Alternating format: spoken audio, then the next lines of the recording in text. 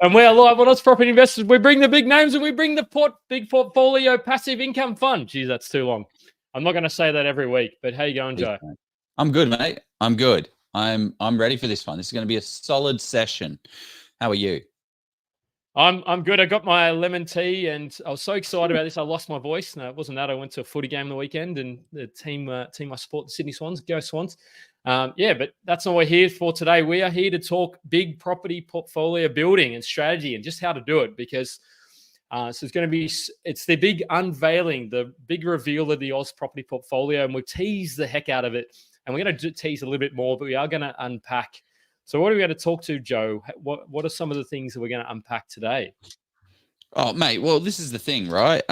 You and I were sitting down together over a couple of beers, and we're like, how do we make content? What's this whole content game about? We should probably do something about that. And do you like property? I like property. So why don't we build a property portfolio in public? To be honest, actually, it wasn't our idea.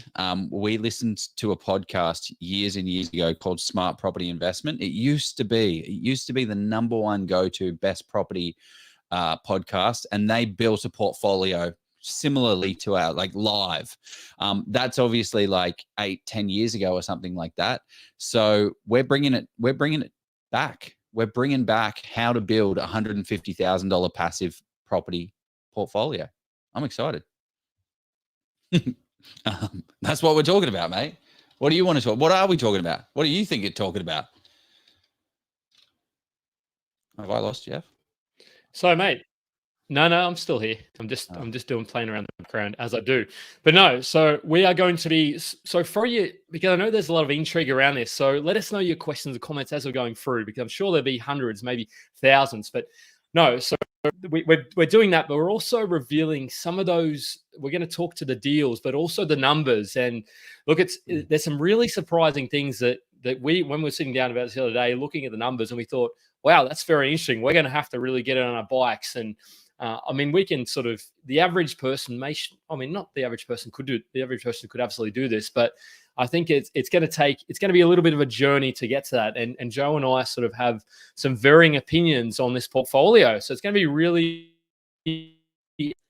entertaining as we go along over the next couple of years, see what it looks like. But we're going to talk to, well, what was the lending sort of strategy? What was the actual strategy as well? Like what are we going to do with these properties? So before we get into this, though, I wanted to introduce, for those of you who haven't heard of, we should introduce each other. Maybe it's a little, okay.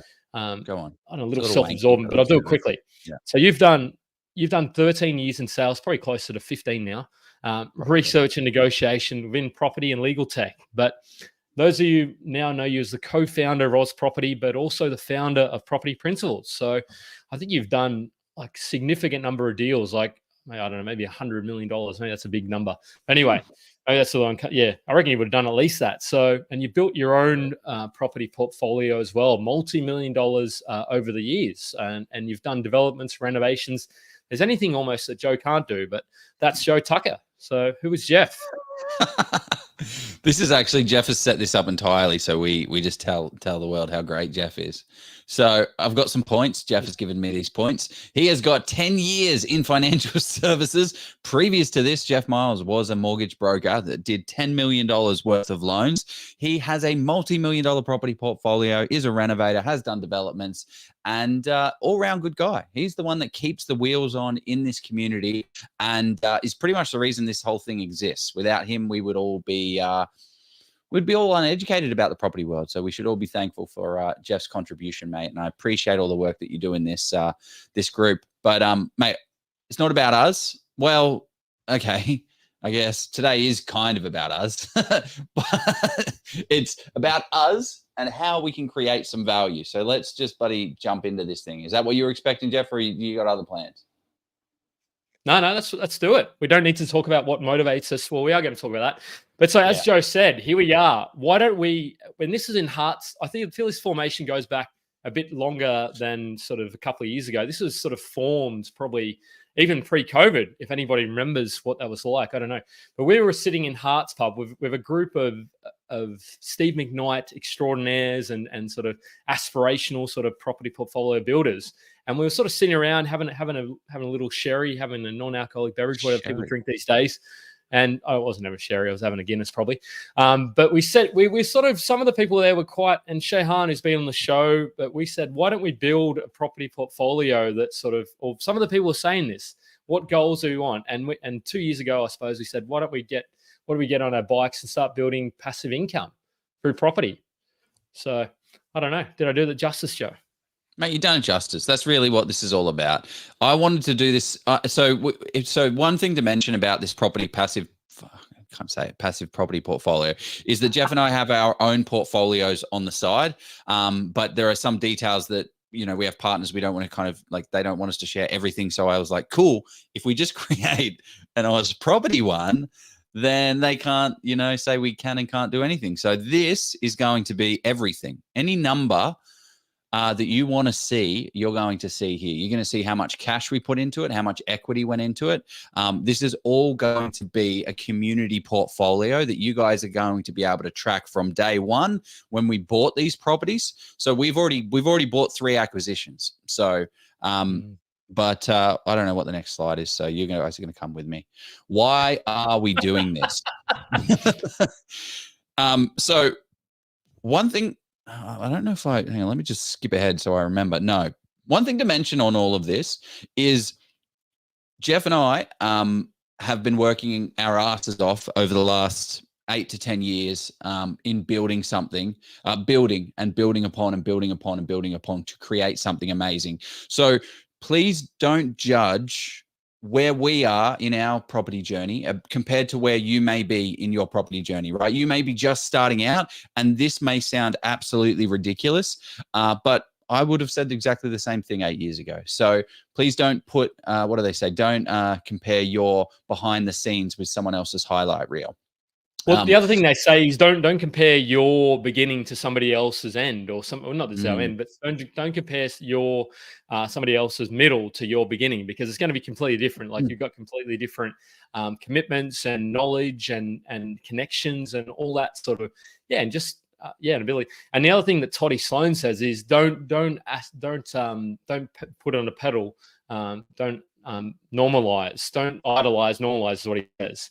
So I think rather than saying, oh, look, these guys are like, they're way beyond, they're like meteorical. We're not meteorical, but we are simply the average investors just kind of doing it. We've just been doing it for maybe a few years. So, and whether you're starting with 1 property, whether you're starting with 10, you go out and buy 10 tomorrow.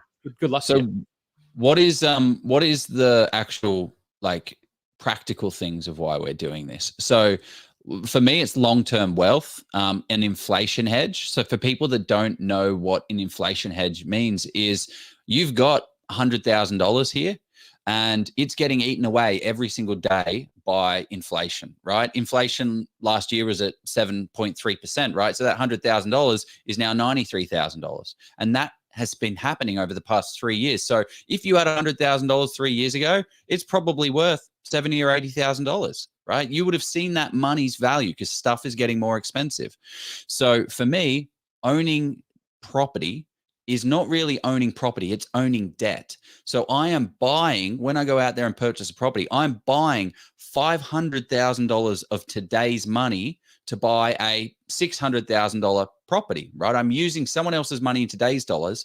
And in 10 years' time, the value of the property increases, the value of money drops, but my debt remains the same at $500,000. So $500,000 in 10 years' time is going to be worth a lot less. But the number on the spreadsheet remains the same if you don't pay down the debt. It'll always remain at $500,000 until you pay it off. So $500,000 in 10 years, $500,000 in 20 years is going to be massive. So really, it's an inflation hedge for me. Yeah. What about leverage, Jeff? Is that a factor for you, or is that my one? No. I mean, it's probably a factor for both of us. So for me, leverage for me, and leverage, everybody says, oh, yes, you can, like, shares are great. And we should throw a disclaimer now. So throw the disclaimer up, Joe, while I talk. Okay. And then we have to say it for hopefully the rest of the thing. It's about this is not financial advice. Don't take this as us saying you should go and do this or not. yeah, so it does not. So you should go and seek your own. We're not liable for any loss incurred by or gain or whatever. So yeah, go and seek financial advice from your professional, legal, financial, tax advice. But getting back to leverage, so when we talk leverage, for me, if I can go and like we were able to sort of start this off with that 500K mark, and that's because I wanted a 100K buffer, revealing some things that we shouldn't be. But let's just say you had 100K and you had the borrowing capacity to do so. The bank would then sort of enable or allow you to use that 100K to go and leverage, to go and buy up to around sort of, let's say, let's keep it simple. I mean, it's the numbers aren't going to be exact, but $1 million, potentially up to $1 million worth of property. It's not going to work out exactly because there's some lenders' mortgage insurance, there's stamp duty. So you're probably looking. So, but that's essentially then leveraging your money at around 90%. And then we're not saying that you should go and do that. You do with your money what your broker and your accountant say to do. But to me, and then if it grows, if that asset grows at 10%, that 100,000 has then made me another 100,000. So your cash on cash return is then 100%. Now, I'm not saying that's always going to do that, but I don't know many other investments that a bank or a financial institution is happy to lend you that up to 90% or 95%, I suppose, for your principal place of residence. So, I mean, that's where the power of why I wanted to sort of show the power of that that leverage, which does cut both ways as well. So if it does goes down, it can go backwards as well. So if you over leverage in a debt asset, you're stuck with that asset. But yeah, long term wealth. We're wanting to share this with you, so let's rock and roll. So the first thing that you have to do as a property investor is think about property strategy. So the way that we talk about property strategy is really starting from here, right? We need to identify where we are. You can see little handsome Jeff and Joe. Where are we right now? What assets, resources, liabilities, borrowing abilities, capacity, serviceabilities? What things have we got here? And where do we want to end up? What is the ultimate goal? Where do we actually want to end up? Because if you don't know where you're going, you'll end up there, right? So you need to have an end goal, and then the goal is to build a path to get there, while doing it in a time frame that's accessible within a risk profile that you have. So one of the things to mention is my risk profile is very, very high. I think we'll see some of these deals that we talk about here, and your then purchasing profile of what type of properties that you're going, and then also your time and ability. What abilities have you got to create value? So if you don't have any time and you don't have any ability to create these type of assets where you add value, it's going to have to be a longer path to get to your end outcome. What do you reckon, Jeff? Yeah, so I mean, for me, absolutely. I mean, even in our conversation the other day, because we hadn't, like, we sort of set this up and said, oh yeah, let's just go and do it. Like, we didn't sort of, but even having conversation the other day about how much buffer each of us want to have, and that's indicative of our risk profile and how comfortable we are, and even on our, I suppose, our time and our ability. I suppose Joe and I are fairly similar in what we want to do, and we're sort of pretty aligned in our strategy. Like, we both love adding value. We've both done developments and renovations, but even that, like, Joe might be more comfortable doing a 1:8 subdivision, whereas I might be, look, I want to stick to my building duplexes. So it's kind of understanding and taking yourself through that scenario. But it's the other thing as well is what is your capacity? Like, how much negative of a portfolio can you hold? And that'll be dictated by the bank, because if you're not comfortable a portfolio being 50K sort of negative per year, or if you don't have the capacity to do so, then that's going to impact how quickly you can go as well. So that's what and how where you sort of what your strategy will be too. Yeah. I think that there's actually a really good question that's come up, and I think it talks to strategy quite well, and I think it's a bit of a tongue-in-cheek one. Is it possible for me to retire at 30? Like, how old are you now, though? If you're 32, then probably not.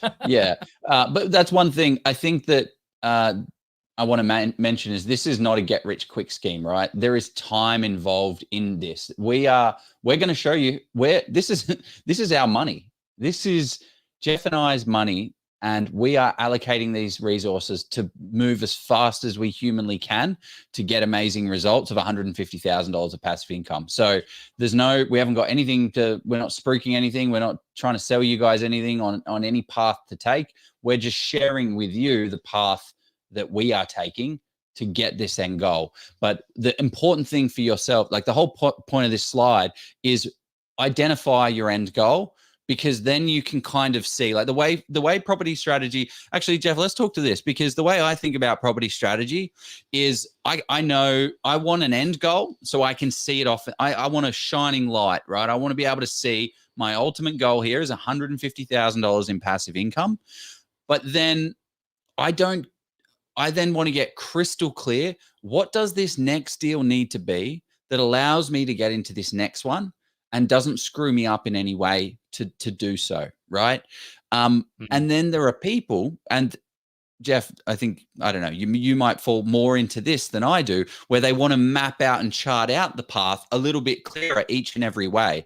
And I think that's kind of something to mention, is the strategy is a little bit different for everyone, and how you approach strategy is completely different. For me, I just work hard and hustle and try and make something happen. And if I plan out 10 steps ahead, I'm going to trip over and mess them all up. So yeah, I don't know. How do you think about strategy, Jeff? No, I think it's you've really outlined what motivates some people. And for me, I said to this, I want us to achieve this 150K in 10 years time. So we're talking 2034. And right. And for me, for you, that probably makes you feel a bit sort of boxed in and a bit like, oh, well, I have to. Whereas I'm sort of saying, okay, we're probably sort of tapped out for at least 1 to 2 years now. And you'll see as we go along what these purchases look like. I mean, maybe not. Not at all. I don't know, maybe.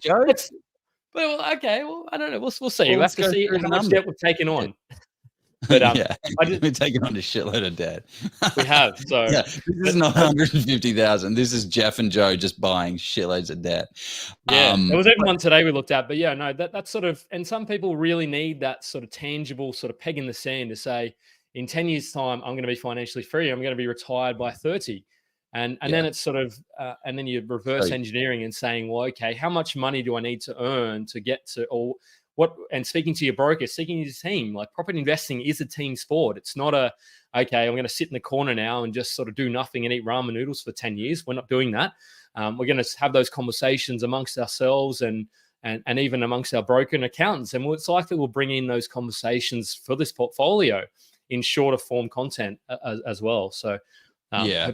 So essentially for me, time is a limiting factor. And it sets you up to fail, and it sets you up to be lazy, right? If we're going to achieve this goal in 10 years' time, then I know that this is a simple goal to hit in 10 years' time, right? Like, it's going to make you go slow. Whereas for me, I don't have a time limit. It's go as hard as you can, as fast as you can to achieve that end goal. And we will cruise past 150,000 in 6 years. So, and we won't even know. And that's the thing as well. Actually, that's the thing as well, is you underestimate what you can do in 10 years and you overestimate what you can do in 1 year. But anyway, let's get into this. So, finance considerations, because this is one of the big ones on everyone's lips. We want to make this realistic, right? We want to make sure that people are listening to this and they understand that we are starting on an edge that is at a very different point of other people as well. So I want to also note is we came from absolutely nothing. There are no silver spoons here. Everything that we have created and everything that you're about to see has been created by the two of us. We don't have rich parents. We do not come from wealth. I've lived in housing commission and had a great life, a lot of love. But it's just a point of noting here. We do not have $1 million waiting for us or anything like that. What we've built is what we've built. So in terms of capital of what we're starting with, right? What assets, resources, liabilities, things have we got right here? We are starting with $500,000 in equity and cash. So we have set the target. Joe and Jeff go out there and build a property portfolio for $150,000 with $136,000 of equity, 27 $271,000 of cash plus $93,000 of cash. So whatever that is. What's that? 300 and I don't think those numbers quite worked out. I really? should have looked at, but no. And to put this in perspective, this is something that it's Oh my taken God. us sort of a couple of years. We didn't just magically wake up yesterday and have 270K cash. That had taken time to develop and to, and I suppose save up. Like, so, and whether you're starting, because people ask this question, they said, well, can I do this myself? And my answer to that is, if you've got, whether you've got 50 or 100K, or even if you're starting with 10, like set yourself those. I mean, I'm a goal setter. I like to say, okay, in next year, I'm going to have 50K to spend, and just sort of track along, whereas Joe probably just goes and makes it happen. So different sort of personalities and goals. But at the same time, whether you're starting journey, as we said at the beginning, if you haven't bought your first investment property, which I bought probably over 10 years, or close to 10 years ago now. But yeah, so we sort of had a slight advantage, but for us, you just sort of take it back and say, well, but it's not like a huge advantage. Financial dependence doesn't buy happiness, but the lack of it that puts us common problems that we have to do our day jobs. Yeah. I don't know, my day job at the moment is pretty cushy. I mean, the boss is a bit hard. Like he sort of keeps yelling at me and keeps, but but no. So getting back to my point, whether you have 500K to start off with, whether you have 15K, it's just then about sort of scaling what you're going to achieve, and then saying, and the time frame as well. Yes. So I didn't want to get to the end of this property portfolio and reveal, oh my gosh, this is how they started. They started with something. Yeah, we've been building this over time.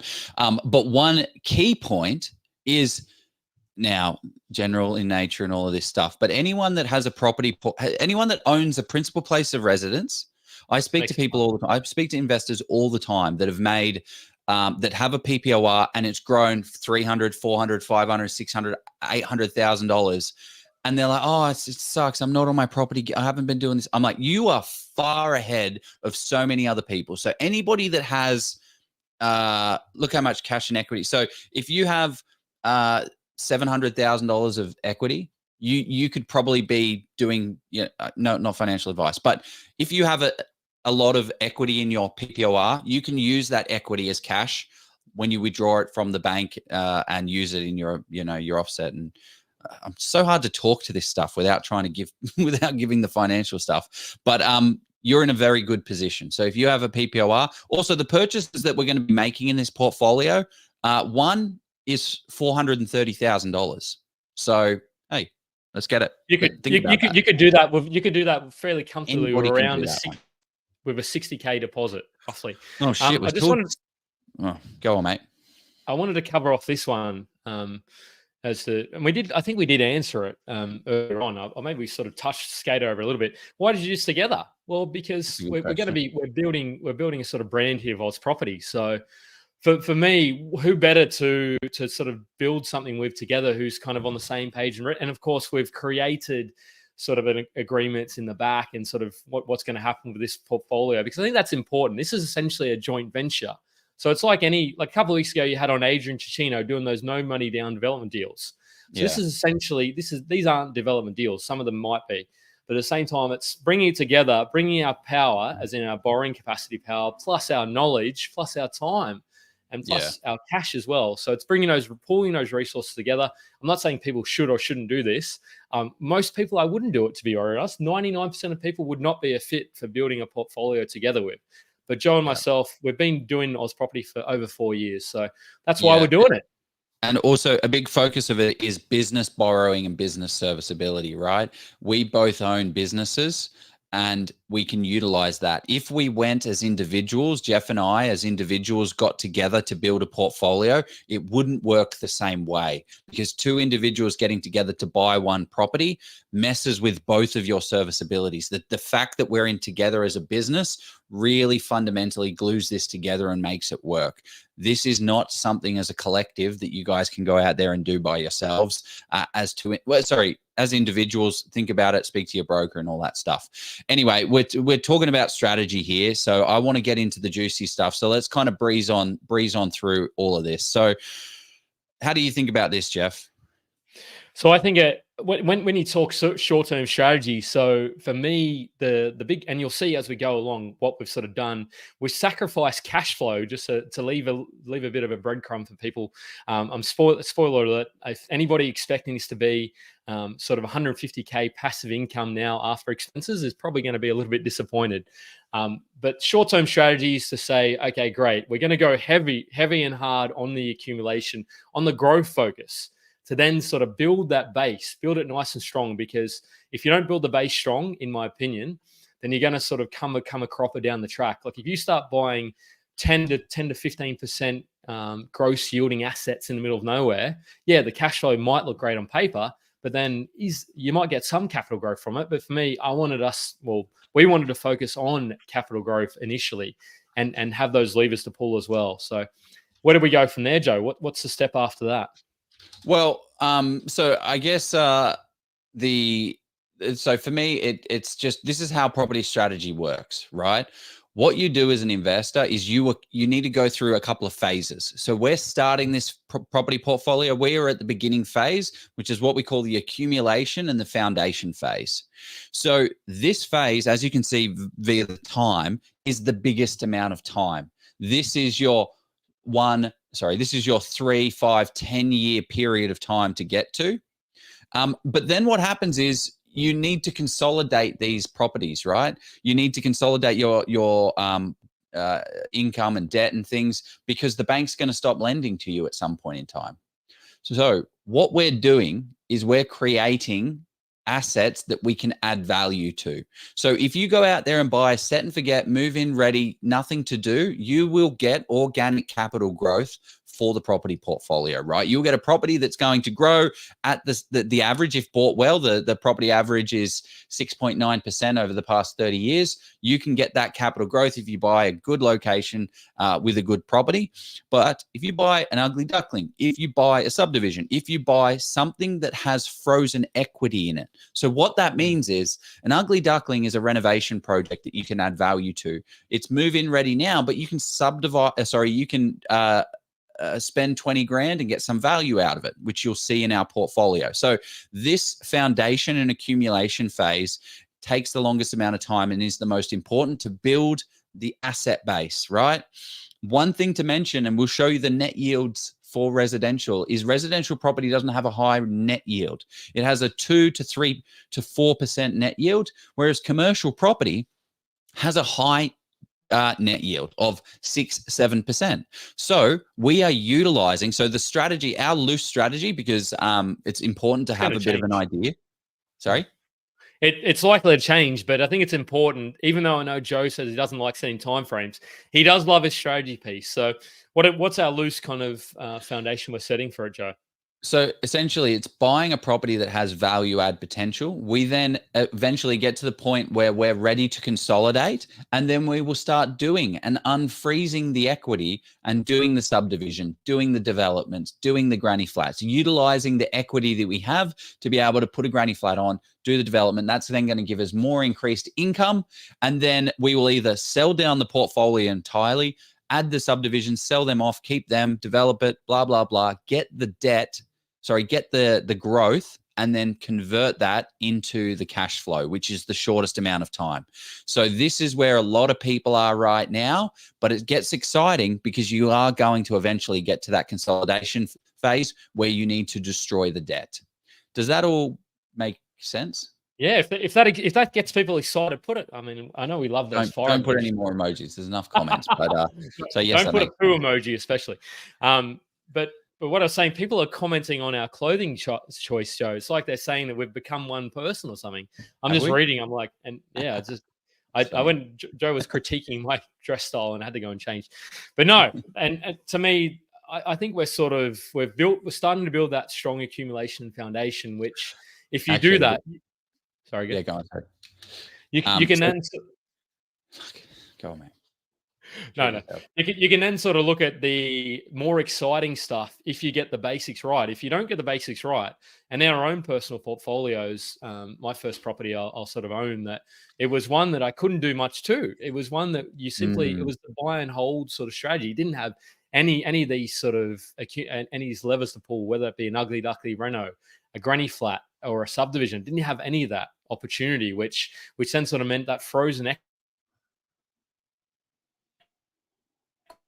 I couldn't sort of. Yeah, 100%.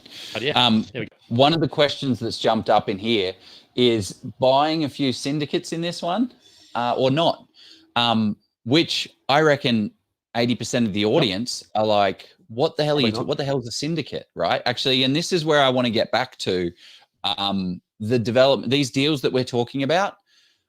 Buy value add, buy something that has granny flat potential, development potential, renovation potential, but don't get so bogged down in the details of commercial property and understanding how that works. That is not your goal right now. You're not in this phase. You're not in the cash flow phase. So don't waste your time on it. With Jeff and I actually spoke to this guy. We're having him on in a couple of weeks, or is it next week? He's got a property portfolio of $9.5 million. And we're like, what's your thoughts on commercial? He's like, mate, I'm not even thinking about that. I'm not even thinking about commercial property because I need to focus on, spend my time on the stuff that I need to learn right now. That's the most relevant, not the stuff that I need to learn in 10 years. So, yeah, that's a key point to kind of note, but I'm just cautious of time. So let's bloody crack on with this sucker. So, there's a lot of numbers here, but essentially what I want to say is from the 20th of May to the 17th, the 20th of June to the 17th of May, we got all our ducks in the row from a legal side of things, borrowing, like broker side of things and paperwork side of things, to where that we could go ahead and buy this property portfolio. So we went out there and did that. In 30 days, we purchased $2,056,000 worth of property that is valued at $2,070,000 because we negotiated well and got some good discounts. I'm not going to say, to be honest, we bought like this one for $435,000. Right now, it's probably worth $480 if we were to sell it right now. So I haven't done those little bullshit numbers that you can kind of fluff a couple of pillows. One thing to mention is we have near $300,000 worth of equity, $299,750, and the rental income on all of these properties together is $113,000. That sounds sexy, doesn't it, Joe? $113,000. We're almost there. Where's the balloons? Get the cake out. Pop the champagne. Property portfolio done. Not quite. Not 150K yet. But no, it's a cracking start. But yeah, go on. You talk to the core numbers as well. The yield and the growth and the LVR. I mean, this is the thing as well. Like, the yields are not high. We do not have massively high yielding properties. You need to balance capital growth and cash flow. So the yields that we have as the overall portfolio is 5.4%. As I said, it's grown 14K. The other thing to note is the loan to value ratio on this is 86%. So we don't own most of this property portfolio. The bank does, but we're at 86%. So I'm pretty happy with that. Yeah. And I think we'll talk to some of the challenges later, because this is not all chocolates, not all beer and Skittles, as they say. There are some sort of challenge, and you probably identified one of those in terms of the speed of the purchases as well as the LVR. Some people would feel uncomfortable having an LVR that high, but we'll sort of unpack some of those and how we think about them as well, because this is not a portfolio necessarily for the faint-hearted. This is quite leveraged, and we'll see the numbers later as well. Yes. So there's a really good question that's jumped in that says, is that so many good questions? Keep them coming. Is that net or is that gross? So no, this is gross rental, right? This is all the rent together times by like 52. So weekly rent times by 52. So this is that page. This is that slide that you're like, oh my gosh, you guys are just absolute legends. You're almost at your capacity. Like, you're almost at your 150,000. That's not it just yet. And just unpack, go back to that one. So the equity, the reason why that people may sort of new to the game may not sort of think, well, how did you get that much equity? That's great. The reason why there's that much, because you sort of needed to put down sort of roughly 15%. So if you do the numbers on that, that's essentially 15% of 2.07 million. So it's not, it's great that but that's not necessarily because, as I said, not because it's grown, because it's just the lending that we had to, and we will unpack some of the lending. I think people want to know about that lending. But actually, I think I can talk to it now because I see that Joe stepped away from his computer. So I'm running this show for the time being. My goal and ambition has been fulfilled. But no, so in terms of the lending, that was probably one of the tougher sort of, because this is in the company sort of structure. So getting that and sort of making sure there's a lender that was comfortable with that was probably one of the biggest challenges. And the other thing we'll sort of talk to, what is it, principal and interest? Is it interest only? You'll see the numbers, Joe's back. So, but yeah, the lending side of it, and we'll even talk to the rates as well. What rates do we get for all these sort of things? So I think there's heaps of little Okay. deep. This is where it gets super interesting, right? This is where the fun begins. I didn't understand this slide. Explain. Oh, you don't understand this slide? Well, Buckle up, princess. This slide is my favorite slide because what we're going to do is in this portfolio. So this is the portfolio we own right now. We own $2,056,000 of portfolio that's valued at $2,070,000. We are going to spend $60,000 of our cash. Remember, we've got $93,000 of cash left. We may do this, we may not. And we're going to convert that into the value of $2.5 million to $2,525,000 of value, which is going to give us an equity uplift of $754,000 and not change the rental income by too much.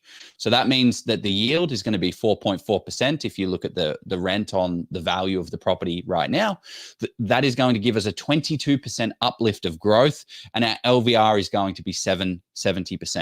The net yield, like what I was saying before, is residential property does not give solid net yields. So if we paid down all the debt, we would only have a 2.45% net yield on the property. So that's kind of what I'm saying.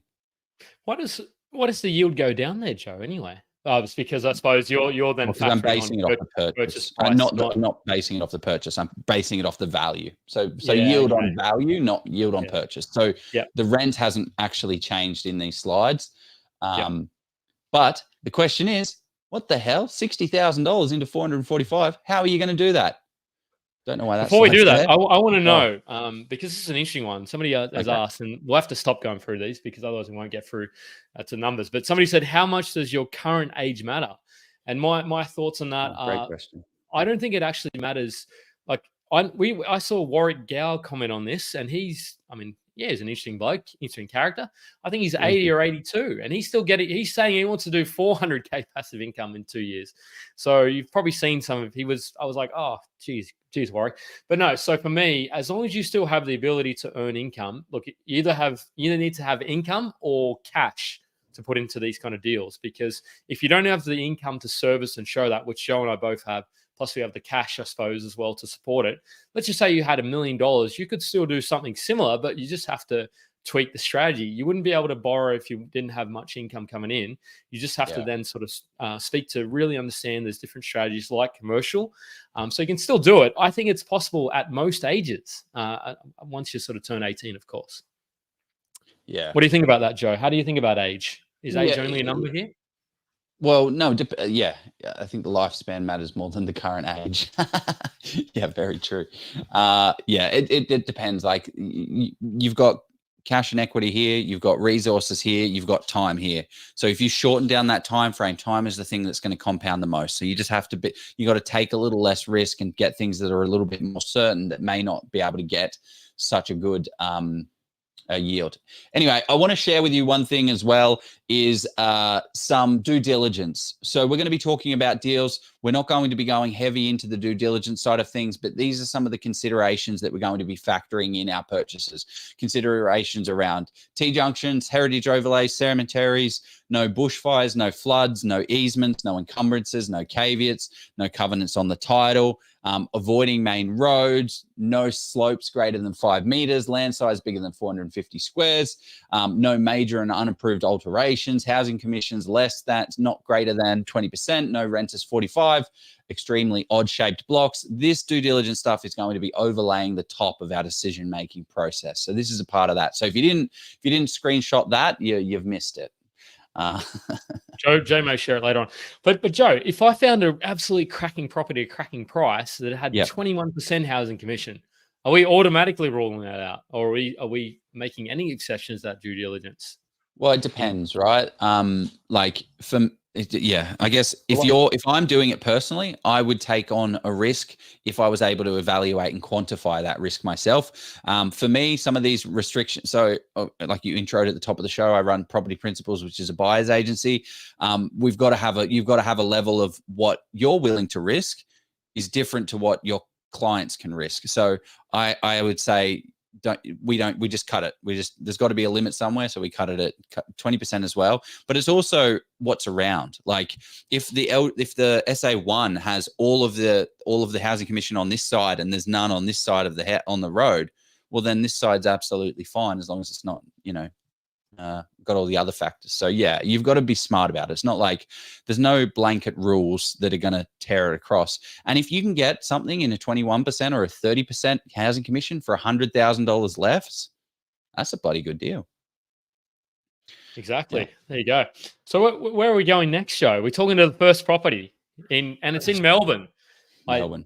And when we say, so this one is a really foundational sort of property, and it has some value add as well, though. So that's what I love about it. And when we say 3 to 4 conversion, what that means is a 3-bedroom to a 4-bedroom for those not the cool kids with lingo. So I think we just need to start calling it 3 into 4, mate. And then but that's actually a development term as well. I don't know who's doing a 3 into 4. But anyway, these are some of the photos. You've even gone some sort of retro, like old school sort of. Yeah. The reason we've done this is you can like take screenshots of photos and Google can find out where the location is. So I've made it so you can't. But what that means, it's very hard to visually see. So I apologize for that. So we don't really want to. Right now, I'm buying very heavily in these locations, and I do not want the competition. We run Australia's largest property investment group, the 75,000 active investors, and I do not want the competition. So I'm sorry. You just can't see the pictures very good, but you can see. You told us it was Melbourne, though. So yeah, it is Melbourne. You've got Melbourne. Yeah. What are your thoughts? What does this tell you, Jeff? Like when you're looking at this property here, what are your kind of thoughts? Yeah, for me, I really like it. It's one of those, and I obviously know the area. So for me, for this area, it's a really, and we'll talk to the purchase price and all that. For me, I like the layout because the layout, I can see there. If you look at that nice picture 5, which has got the pool table. For me, I see a bit of an opportunity, which is where the 3 into 4 bedroom, which is where you sort of start to. I think we sort of looked at it was about sort of 80 to 120,000 roughly. No. Value could add. Is that what we did our numbers on? No, we got the numbers following up. Ambitious. Yeah, being too ambitious. But the key point that I want to show here is that you've got like the not gross, but the parquet flooring that's not real parquet, it's just lino. This is what we would call like an ugly duckling, right? It's perfectly move-in ready now. The kitchen is dated. It's got gross tiles there. Look at the oven. It's 100 years old. Pretty isn't profit. Right. So just don't get scared of these type of assets because there's value in them. Next, why Melbourne? Why Melbourne? Why Melbourne, Jeff? Oh man, I mean, we've only it's a very polarizing topic at the moment. We were speaking to a property manager today from down there who's going to be on the show next week. It's going to be fun. But no, for me, I sort of think yes, Perth has had a fantastic run. So we sort of overlay. We go from a top-down sort of macro. What are each of the property sort of state markets sort of doing? I suppose maybe exception Northern Territory. Haven't looked too much at Darwin, Northern Territory recently. We sort of look at and we've got another couple coming up in a market that's quite hot. But Perth has done absolute gangbusters, and I think there's still a little bit left in Perth. But is that where you want to be parking? So this one's 600,000. Do you want to be parking 600,000 in Perth at the moment? Maybe yes, maybe no. For us, I think we're sort of pockets bored and seen enough. And Queensland and Brisbane, is seeing plenty of sort of growth happen there over the last 3 to 4 years. Not to say that isn't. We've got properties there in our personal portfolios, but yeah. So why Melbourne? I like that there's opportunity to negotiate, and you're not sort of. There's not 15 offers every time you're buying a property. So you actually have an opportunity to go in and say, okay, cool. Now that's been on the market 40 days.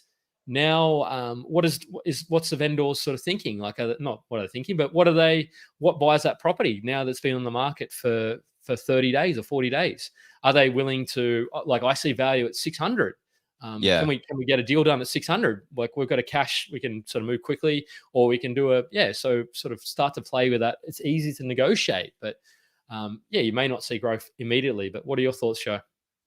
Yeah, so this is a post I did the other day, which I think solidifies it pretty well, and it will kind of identify you as what type of investor you are, because we were buying in Perth 3 years ago when the news wasn't so great, when the media wasn't so ideal. So March 2020. So how has Victoria screwed up their property market? This is the post I did a couple of months ago or weeks ago, in June, actually when I was buying these properties. When we were buying them. So March 2021, Victoria introduced 133 new tenancy policy changes, increasing cost and reducing owner and investor control. That's not good. In July 2023, they implemented a windfall tax on land rezoning, making properties more expensive to build and created more delays. What does that mean for supply? Hello, limited supply. The Premier had prolonged threats of rental caps and freezings that shook investor confidence, and they then eventually reneged on them. The government pulled out and was like, oh, actually, no, we shouldn't do that. January 2024, this is a big one. Increased land tax on second properties, lowering the land tax threshold to $50,000, which impacts 615,000 property investors. The next one is they introduced a 7.5% short stay accommodation tax on a vacant land tax starting at 1% increased annually. Right? These guys, Victoria, this is part of the reason why over the last 2 years, Victoria has not grown, right? But these all have ramifications. Thousands of investors have left Victoria. By March 2024, there are 15,607 fewer rental properties in Victoria, leading to less available stock and higher rents. So these rents that we're seeing out there in the market are starting to increase. We are starting to see, as there's 15,000 fewer people available, this is why we are buying in Victoria right now. Do you want to be buying at the top of the market, or do you want to be buying in the bottom of the market? One thing to mention, though, is that I don't believe in the next 6 months that Victoria is going to do too much. You're able to get great properties at great rates that you can do good deals on and negotiate really hard. Sorry. Let's bring up the elephant, the 10 pound elephant. I mean, not 10 pound, it'd be a bit more than that. That's a very small elephant. Poor elephant. In the room, though, Brendan has said, are you concerned about all the tenancy, which Joe just spoke to about 14 or 15 of them? I stopped listening because there's just too many land tax changes in Victoria. And we'll both answer that. I've got my views. And Jeremy Nazelli, a very savvy accountant who has thousands of clients sort of buying properties all around Australia, he came on a live a couple of weeks ago, and he said he crunched the numbers for us and looked at a comparison of far north Queensland and the insurance. And the insurance up there is probably sort of around 3,000 roughly, depending on where you're buying and what you're buying, versus insurance down in parts of Victoria, Melbourne, which is around that sort of $1,000. Don't quote me. I've used around very sort of arbitrary average numbers. But if you sort of start to say, yes, you're going to pay some land tax on your properties in Victoria, it's inevitable largely. But which market do you want to sort of, it starts to become almost somewhat a similar cost comparison and the yield. He actually sort of found that the properties in Victoria, the net yields on those after sort of your insurances and after your council rates up there as well, start to look, the yields are even better in Victoria because you don't take as much off the gross. So gross yields in Victoria are ordinary, undoubtedly. They're terrible. But yeah, those are my thoughts. What are your thoughts, Joe? Well, this is one of the things that raises pretty well. Elijah's jumped in here. That's a 3.2% yield. That's absolute rubbish. But that's how I imagine you sound, Elijah. If you do not sound that way, I apologize. I don't think he does. I don't think he does. So we purchased this property. As you can see, it was an off-market deal, right? So you need to build agent relationships. You need to chat with the agents that are selling the cheap deals and have that conversation and try and get access to their properties.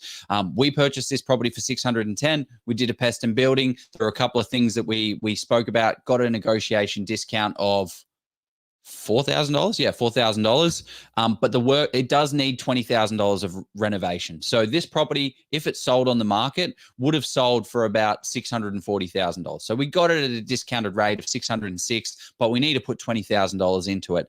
It was already tenanted. So the reason why this property was off market was because it had a tenant in there. So if the vendor took this property to market, he wouldn't be able to sell it because there's a tenant in place, and no one wants a tenant that's paying $380 a week rent. That's part the reason why I got an incredible discount. It's not because I'm a great negotiator, which I absolutely am, but it is because of a situation, right? And in Victoria, I believe they need to give 48 hours notice to do an inspection. So if you can secure a buyer off market without having to, and tenants can make it very difficult for property managers to inspect properties in Victoria, or selling agents. So I've experienced that personally as well. Like, you've sort of had an inspection booked in like midweek before the open, and then the selling agent said, "Look, sorry, Jeff, I can't get you in there because the tenant's just sort of saying that I can't get in there." And by legislation, if they sort of kick up a stink or a hoo-ha, then the inspection's not going to happen. And that's the kind of way that. What's in the comments? Something about the elephant comment? 150 kilo elephant. No, yeah, sorry. I just realized that I realized a mistake in my slides. I told you there's going to be a mistake. But no, so Joe, where are we going to go to next? So we're going to look at did somebody point out the mistake? That's funny when somebody points it out when you're not even looking at yourself. So what else are we going to, I think the key. So I guess just to talk to this deal itself, why it's a good deal, why it works, right? I told you there was 80K in it, at least 80K. Yeah, exactly. Yeah. So the reason why we bought this property is we paid $610,000 for a 3-bedroom property. The true value of this is that we can add a wall, and as you can see, let's just kind of do the math together. 600. So what is it? 590. A 4-bedroom is worth 681. So we go 681 minus 606,000. We have $75,000 worth of equity there that we are creating by converting this thing into a 4th bedroom. So this is what value add doesn't. And guess how much that wall is going to cost? $5,000 of that $20,000 reno. So it isn't going to be much. So that's the key point here. So let's have a look. We are buying the property for $606,000. We are using $119,000 of cash. Plus, we're going to do the $20,000 reno. We haven't done it yet. It's in the process of getting done. And then the rent is going to be whatever that is, 19,760. It's approximately 420, Joe. Oh, no, that's what it is now. Oh, that's what it is now. Cool. Yeah, so that's what the rent is now. We got it rented with a tenant already in place. That tenant has now left because we said, great, we're going to renovate this. Can you please get out? They're like, yeah, we don't want to pay the extra. We'll see you later. So then doing this $20,000, we're going to spend $20,000 and we're going to get $60,000 back, right? The new value of adding this one wall and doing the renovation is going to give us $58,000 in renovation uplift. So we are spending $1 and we're getting $3 back, and the rental property will increase to $26,000. So it will now be, which I think is around $420 a week, roughly, maybe $430. Right. Could be wrong. $500 a week, which is there you go, public math. Math. There you go. But also, when you're doing those renos, just check. I mean, I'm not saying always. I like to do the checks with council, just to make sure. We like to do that just to make sure that everything's above board. I think there's a certain threshold, so just make sure you're doing so in your state when you're doing any of those, even if it's an internal. Yeah. Yeah. Every state is different with what you've got to disclose. We do not need to disclose this. We're keeping everything under the roof. Now, one thing, there's been one really good question that's come up. That's kind of been about 10, so keep them coming. So Clint has said, can you possibly do an episode down the line in an imaginary scenario of starting with one property?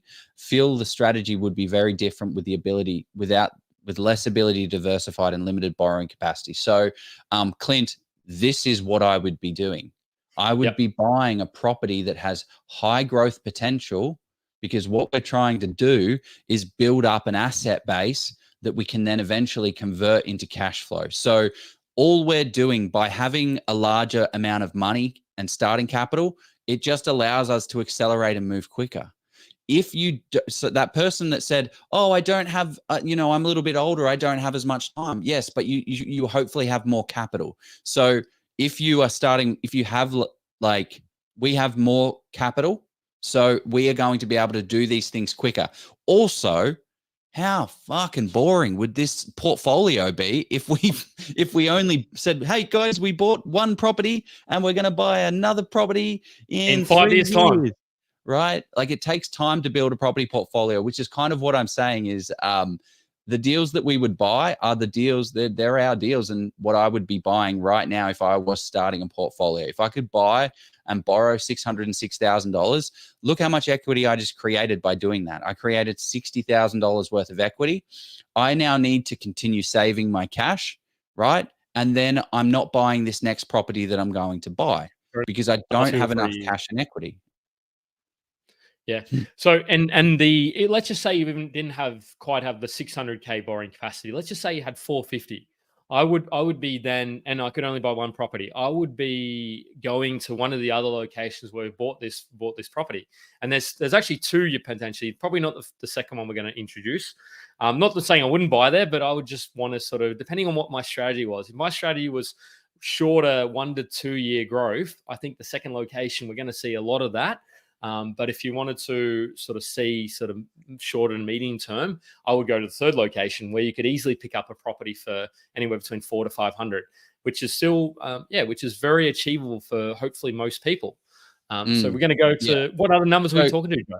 Actually, yeah. So Jenny actually raised a good point. The cash that we used for this deal was $119,000. Not often do people start out with $100,000 in their bank account, which is fair enough. I didn't. I started with I got a guarantor. You got a guarantor. $50,000 of a guarantor loan. Did this exact strategy of renovation and unlocked the equity, and then built the portfolio from there. But yeah, it doesn't start well. It doesn't have to start aggressively. You can build upon it on time. But one of those cheaper properties is coming up now, actually. Yeah. So Elijah, and that just kind of answered Elijah's question, who said, do you recommend buying a 600K house in Melbourne as your first? That would max me out as a first buyer.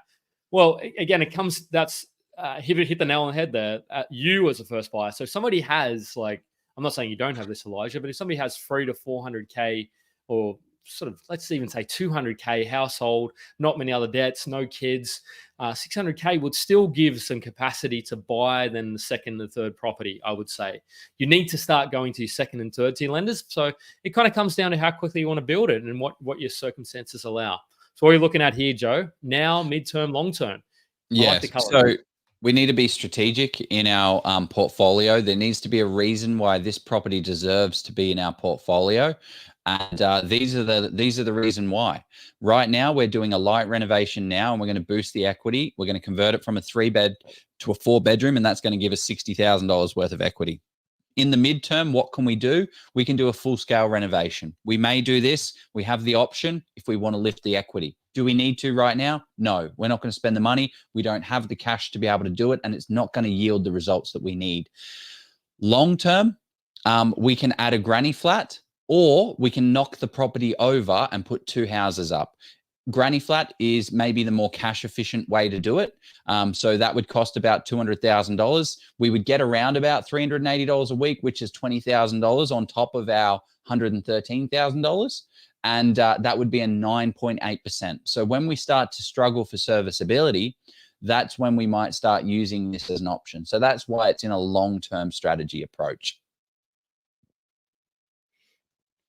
That's right. I do like it. I mean, no, does anybody have any? I suppose somebody's asked about servicing numbers. So are we disclosing what incomes? I mean, let's just say it's. I mean, I don't know. What's a servicing number? How much income are we earning, Joe? That's what that means. Oh. It's broker talk. Oh, I don't know. Okay, there you go. Let's not say that number. I think we're giving enough numbers. Jesus Christ, what more do you want from us? I'll give you my tax return next week. I just say mine's above 150. So I mean, it could be anywhere between 150 and a million. But no, so nice. Okay, cool. Okay, size of land. Actually, that's a good question. How big is it? I think that's six. Is it 600 odd or? Oh, 620. Yeah, hang on. Let me just look it up. Oh, doesn't matter. It's 600 odd, man. You don't need the exact number. 603. I knew it was roughly around that. Yeah, good spot. I know my numbers. So property 2 in Townsville and a subdivision. We love a good subdivision, don't we? And I made a good amount of money on a subdivision. Why do we love Townsville, Jeff? Why Townsville? Well, for me, we did that data deep dive in Townsville in 2022, which I looked at a suburb called Annandale, and I've been to Cairns, not Townsville, so I'm not saying Cairns is Townsville. Townsville's not Cairns. But I sort of looked at that, and it was sort of sitting around that sort of 350, 380 mark at that time. And I looked at it and I thought, there's some value here for me. And that was sort of two years ago. And I was even sort of starting to look at the start of 2023. And even then, you could sort of start to see a little more interest coming in, and the days on market was coming down. The yield was still fantastic. Yes, you've got the Townsville tax. But for me, if you can secure, it's almost become as hot as Perth because investors have started to pile in. But for me, where we saw value and see value is where you can move. You absolutely have to move quickly. If you can secure something and create that almost instant equity. It sounds like a little bit clickbaity, but that's what I love about the ability to build that base even quicker. Because if you can negotiate really well in a hot market, you're already seeing that sort of equity pile up in your portfolio. What do you like it, Joe? Very true, mate. All of those reasons and above. The true value of this deal itself, it's kind of hard to see in the view, but it's corner block. It also has subdivision potential with plans, loose, dodgy plans already drawn up. But is it 800 square meters? How many square meters is this one, or is it more 1,000? Hang on, let me just find that out. Somebody's going to ask the size of the yeah, it's a good question. So it is a large block. It is a 2-bed, 1-bath property on 880 square meters. So we spoke to the town planners and guys, and we can subdivide and put an extra dwelling on there. So it's a nice little set and forget property. So let's just jump to the numbers. This is actually a really good point. This property is a 2-bed, 1-bath property.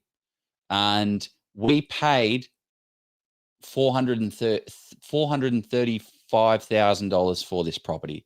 So what the deal looked like. So let's chat to the deal itself.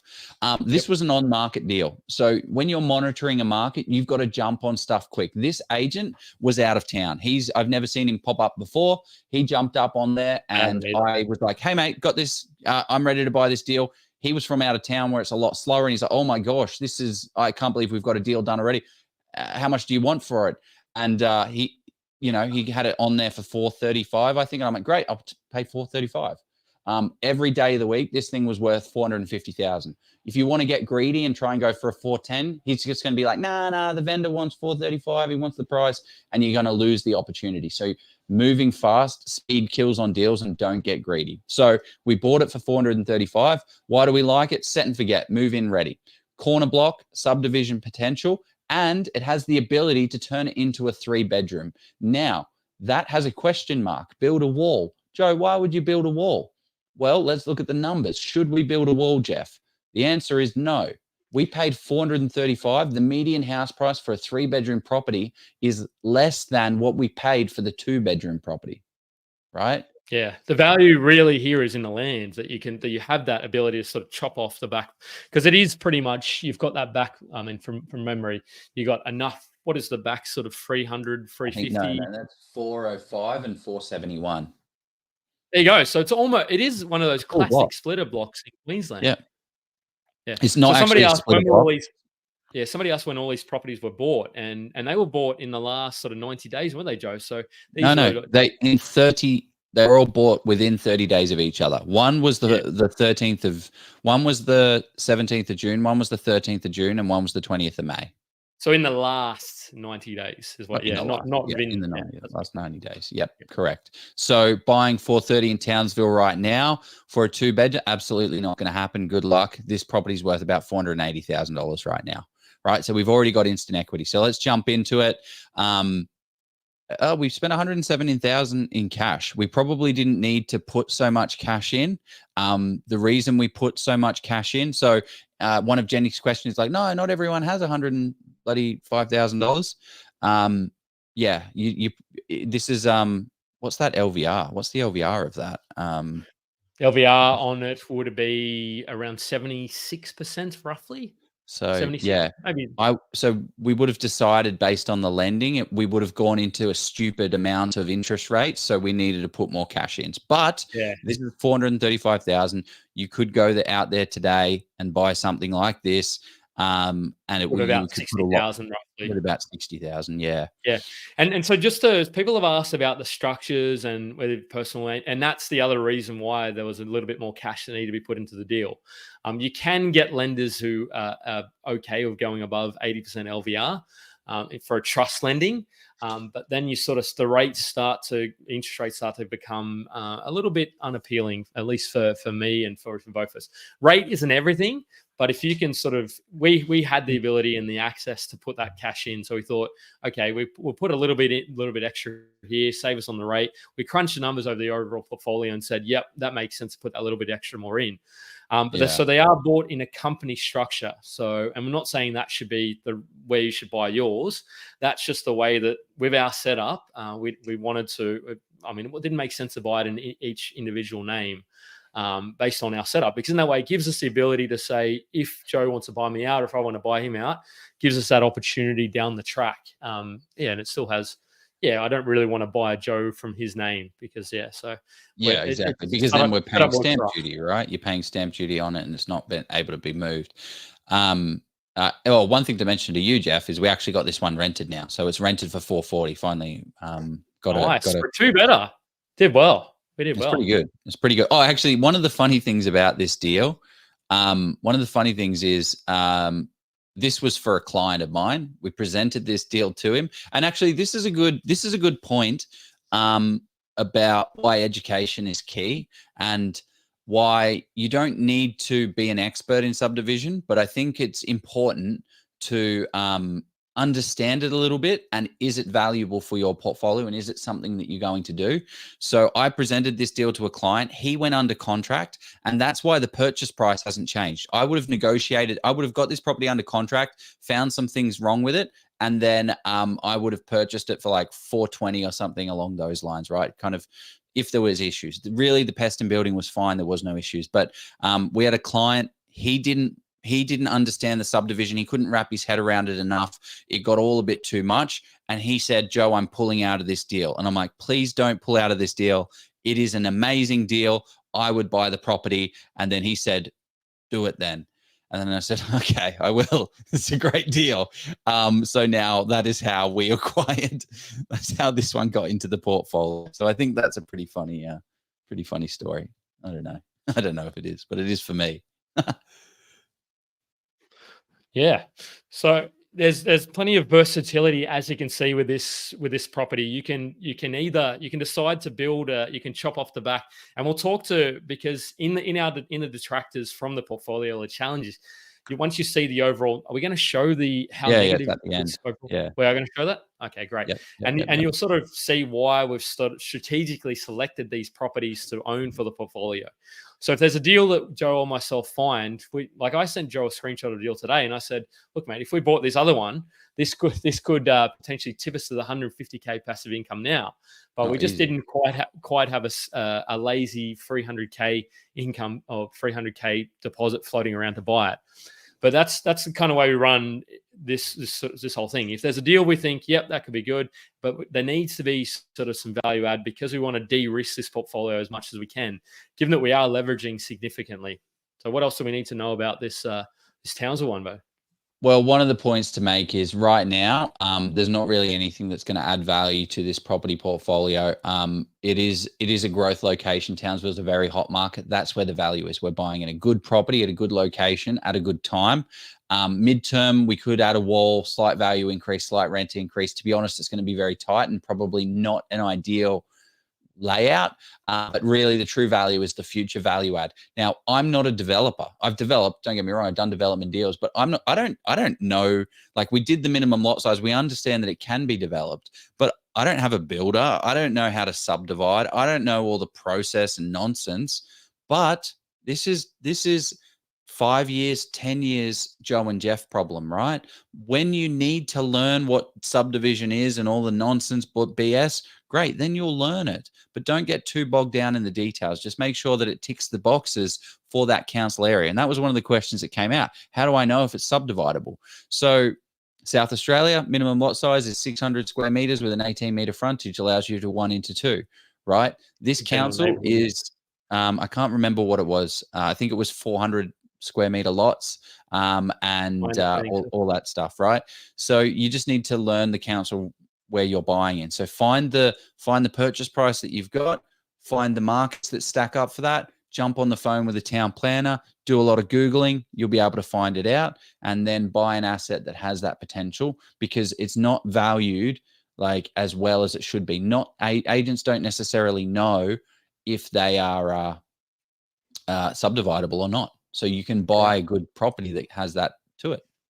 So I think we're going to have to tackle some of these questions in short live sessions, mini kind of videos, because we're already at 1:10. We haven't even got to the third deal. So we'll unpack the third deal, and I've just been absolutely going well, crazy. I want this deal. So when we talk, this is the crown jewel, I would say. This is the crown jewel. This deal is the deal that I am never going to be fine. I'm never going to be able to find this deal again. This Jeff, you are never going to be able to find this deal again. So please do not come to me and ask for a deal like this. It was a 1 in a million, and it works out incredibly well. It is a Geelong unit block. But this is the deal where we spend $40,000 and we create almost $500,000 worth of equity. So I like it. I think I could find one. The amazing thing with commercial property investing is that in most cases, it's cash flow positive from day one, which means that you can drive those profits towards paying down the debt. There are instances with commercial property investing where you can actually have the property pay itself off over 10 years, which is absolutely crazy. With commercial property, you get massive net yields, so you can expect anywhere between 6 to 10%. And as we've seen in the current boom, these properties not only provide large cash flow, they do certainly grow wildly in value too. Now, with big rewards comes some risk, and this is why you should de-risk your investment as much as possible. And the way you do that is with expert due diligence. And this is why we highly recommend people hire professionals to help you along in your investing journey. Steve Polisi of Polisi Property is one such expert. Being a chartered mechanical and structural engineer in a past life, Steve draws on his analytical and mathematical skills to do that expert due diligence for you. With 6 years experience in the space, Steve has over 1,200 property transactions under his belt. He's the guy you want in your corner, crunching the numbers and finding the best properties in the best locations, along with ensuring that you avoid the mistakes. Steve has actually even written the book on commercial property investing in Australia, and not only is it a bestseller, I believe it to be the most comprehensive in commercial property investing on the market today. He's been generous enough to give us a massive discount for our audience of 50%. So use the code OZPROP, click the link below, get a copy today, and start learning and getting on your commercial property investing journey.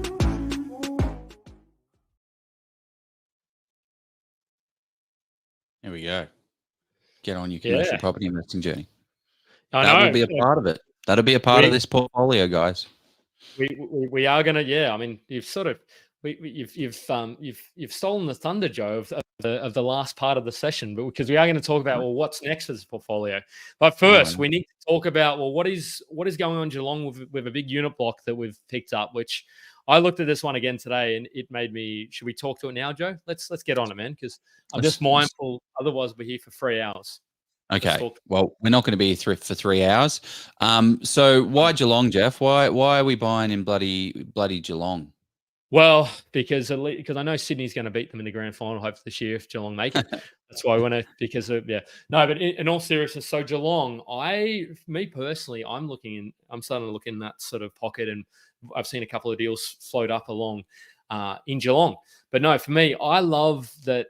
Yeah, they have to be a little bit careful of the pockets. Like there's some low socioeconomic, which is fine. But you just need to be mindful. There's some sort of value around that sort of 450 to 550. This is not 450 to 550. This immense unit block that's been purchased. But what I love about it is that there's that And I don't necessarily, this is not necessarily data driven. So I need to crunch numbers, but you look at, I almost compare Geelong to Wollongong. And you look at, you cannot buy like a half decent property in Wollongong for sort of 700, 750. Like you're almost pushing to 800. Whereas you can buy parts of Geelong for 500, 550. Now, I'm not saying they're both the same. Because Wollongong's an hour to Sydney, Geelong's an hour to Melbourne, which I don't know, I'd still rather live close to Sydney. But Melbourne is still a global city, one of the most populous cities or is the biggest city in Australia. So it has all those fundamentals that are ticked there. It has that negative sentiment at the moment because of the land tax, because of all those rental things. It has lower yields, but spoiler, this one is yielding fantastically at the moment. So that's why I like it. Why do you like it, Joe? You own a few there now, I think. Yeah. Geelong's a place I own several properties in because it is a solid cracking market. It's low, high demand, low supply, and undervalued for what you're getting for. So why do we like this deal? It's a set and forget property, right? This is a multi-unit dwelling, so it is. We'll talk about the deal soon. We bought this property based on the yield. So when you're buying unit blocks, you're buying based on the yield, not necessarily what the value that you can create is. So there is potential to strata subdivide. So all we need to do is move an electricity meter. But let's jump into the story. So this story is, we bought this property off market. So again, it comes down to relationships. This was an off market deal that was offering this property. So you can see here, this was actually owned by a local business, like entrepreneur guy who did kitchens and bathrooms. So all the kitchens and bathrooms in these units, except for one, I think, are all actually really nice. So that's awesome. So that's a plus. So no renovation needed. We did get negotiation on the purchase price, which I'll touch on, but it was only like $10,000 or something. So this is what the property is made up of. It is 3 one-bedroom properties and 1 two-bedroom properties. Okay, so this one here is the 2-bedroom, and then there's 1 one-bedroom, 2 one-bedroom, 3 one-bedrooms. So 3 one-bedrooms with car parking out the front. All making sense so far, right? We bought this property at a 6.35% yield. They wanted it to be $1.2 million.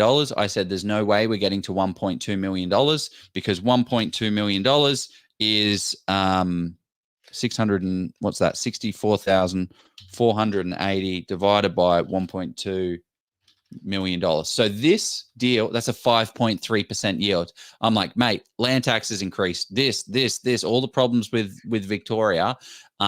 We're not buying this investment property. It needs to be in a 6 and needs to be well into the 6s for us to accept it. So I said, how am I going to make this deal work? And this is how we kind of worked the numbers, right? So you go push back with the agent and negotiate in a way that is like, realistically, what would you do? Would you buy a property that's this negatively, that's this lower yield in Victoria? He's like, oh, blah, blah, blah. You get people on side. So that's how it works. Now, the way that this deal is structured is that it's one title. It's one property on one title. So you can't sell unit 1, unit 2, unit 3, unit 4. It has to be sold all is or nothing. So that's where the true value of this deal comes into its own. Which is where I feel that we were able to, because if they took that to if this property was took to the broader market, I think you'd struggle in some markets to have that sort of kind of frank conversation with the agent, and that's why you could push back quite a bit, because you knew that you had a lot more leverage in this situation. We had a lot more leverage in the situation, because ultimately, if you take it to market, you don't have a lot of buyers particularly interested in it, because you're going to have to sell them off individually, and the agent knows this, so you don't necessarily have to tell them all of this stuff. Before we go, I want to talk about that, Joe, but I want to know, what are some of I've got some tips on this, but I'm sure you've got a few as well. Because 2 of these are off market and the Townsville one was bought on market, but how did you sort of what's the key thing for building those relationships with agents? Well, it just takes time, right? Like, it's literally seeing who sells what and what are you after. One of the things I see people doing is wasting time on agents that are very good at their job. So we had an amazing, incredible agent on our panel here. We did a live session with her. Her name's Nikki DeRike. She is an absolute killer in WA. She gets the highest price. So if you're ever selling a property, go to Nikki in, where is it? Rockingham area. She will crush it. I see so many people wasting time talking to agents like that because she sells for the best price. She looks after the vendors. Then there are agents that want to do a deal and just push a deal through. So those are the people that I want to build relationships with. So really it's just, what stock have you got? What stuff have you got coming up? Hey, just letting you know, I've got a budget of, $1.2 million. I'll buy anything if it makes sense. Let's go. What have you got? What's coming up? And then he's like, actually, yeah, I've been working this guy who's got, he's selling and his dad died and blah. Well, great. Let's go. What are we doing? Tell me all about it. I'm happy to help them out of that situation. So that all the kids, so there were 6 vendors. So some of the problems with this deal, it took, it must have taken 45 days to actually get anything moving. There were 6 vendors. And also the biggest problem, this is $1 million unit, right? We paid $1,015,000 for this unit. We got it under contract for $1,025,000, but these people had so much money that this deal was a blip on the radar, and they were wasting time. They didn't care. They weren't fussed about selling it. So we had to put so much pressure, and not pressure to say we're going to walk away, but like, great, let's get this deal going. What's happening? Let's move. It was very, very frustrating. So where did we see the value, Jeff? The value was a 3-bedroom one-bedroom property is value. So the way that this deal valued out is 3 one-bedrooms are $240,000 each. And then 1 2-bedroom was valued at $295,000 to equal $1,015,000. Yep. The beauty is in Geelong right now, in the market that we're in, you can buy a 1-bedroom, 1-bathroom, if strata subdivide, for $340,000. If you buy a 2-bedroom, that's $430,000 to $460,000. Where did I get this number? Next door, this property right here just sold for whatever that number was, for $340,000 for a 1-bed, and then they had another one for $430,000. Next door, which is the exact same block that has already been strata subdivided. Actually, Jeff, can you talk to what strata what is it? What is strata subdividing? Like, what's the basic high level of what this stuff is? So essentially, at the moment, it means at the moment it's all, as Joe said at the start, you can't sell them off separately. So if you strata, so you literally go to council, and maybe it's not this easy because you'd have to. So you go to council and say, look, I want these properties to be individually sort of titled, and they'd go, yep, you need to tick all these boxes and do all that. And then what that means is, yes, that potentially means there may be some costs involved, but if you're the owner, that may mean you can circumnavigate. But it means there's a little bit of extra costs in terms of your insurance, I believe. I think we'd run the numbers on that, my understanding. But yeah, essentially means they each get their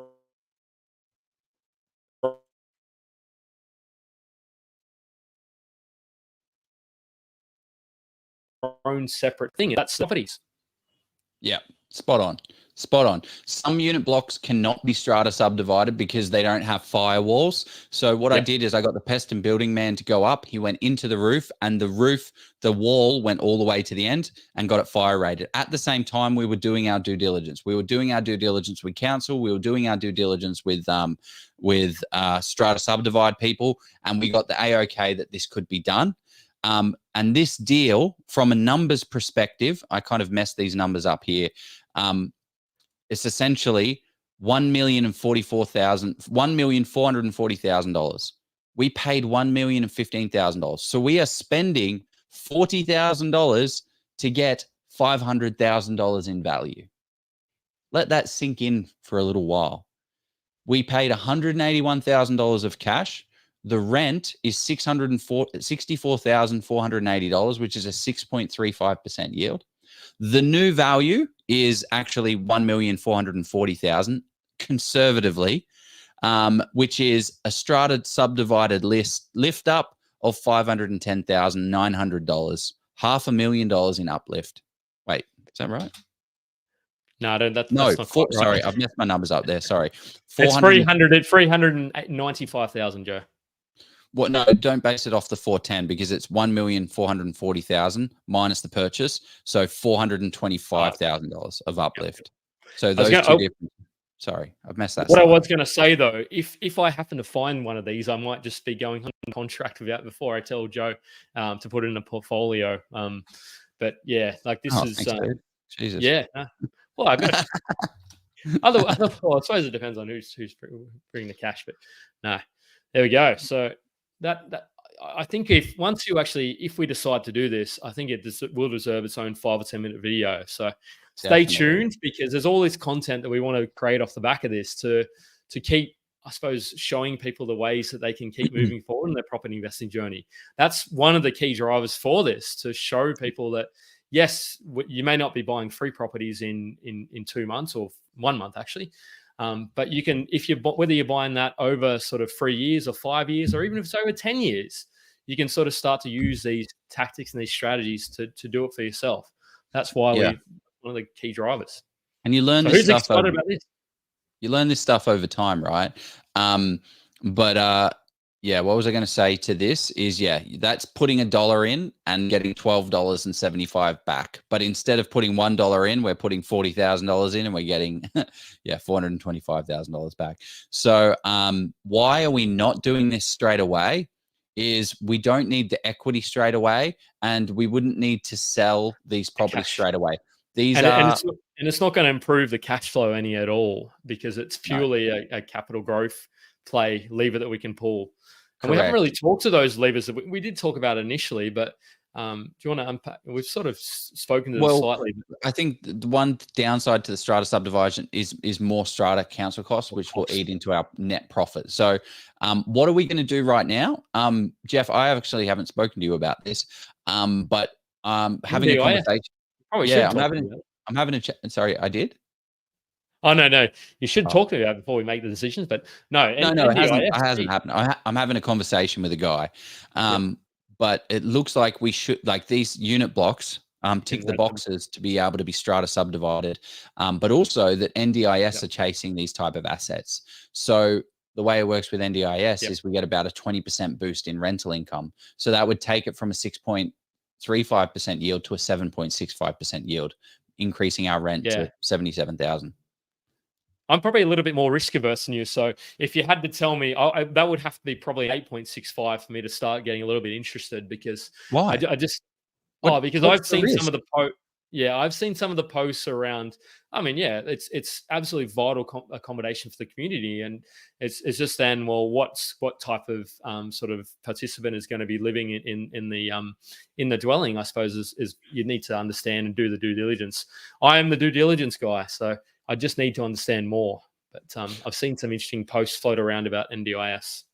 Yeah, but it's a solid brick wall. Like go on, punch a hole in that wall. See what happens. See who wins. So I don't know. But you're right. There's, people do dodgy stuff. It's a lovely kitchen. But an extra $20,000 in, was it 20? Yeah, 20,000. Oh no, it's not. It's not even that much actually.